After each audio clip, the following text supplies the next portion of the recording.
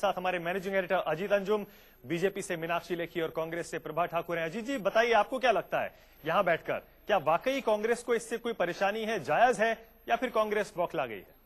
देखिए, अगर इस तरह से बात करें तो एक बात तो कहूंगा कि जो कुछ देर पहले बीजेपी के कुछ नेता भी कह रहे थे, और आपने सुना जब मुख्तार अब्बास नकवी ने कहा कि राहुल गांधी को अपना स्क्रिप्ट राइटर बदलना चाहिए, कुछ और नेताओं ने भी बात की। एक बहुत बड़ा सवाल है, राहुल गांधी ने जिस ढंग से आज उमा भारती पर हमला किया, इससे फायदा बीजेपी को ही मिला है।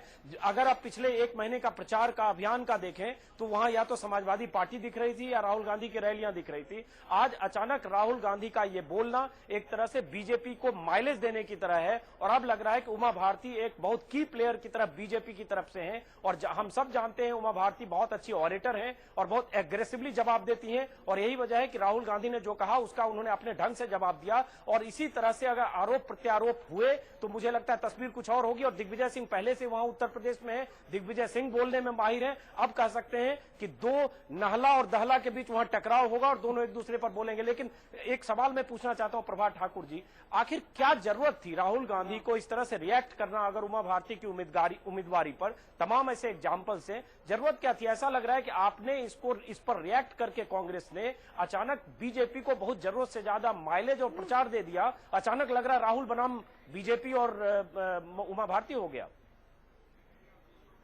देखिए, चुनाव जो होता है वो युद्ध है, संग्राम है, और उसमें आक्रामक भाषा तो आती ही है।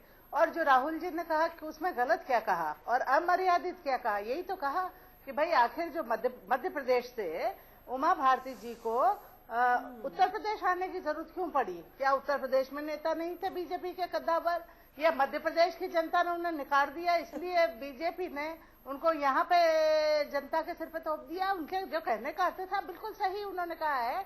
हम भी उनसे पूछना चाहते हैं, अगर जैसा कि वो कह रही हैं तो उन्हें पिछड़ों की बड़ी चिंता सता रही है, बुंदेलखंड के पिछड़े। अरे भाई, आप इतने बरस कहाँ थी अज्ञातवास में जब आपको पिछड़ों की सुध नहीं आई?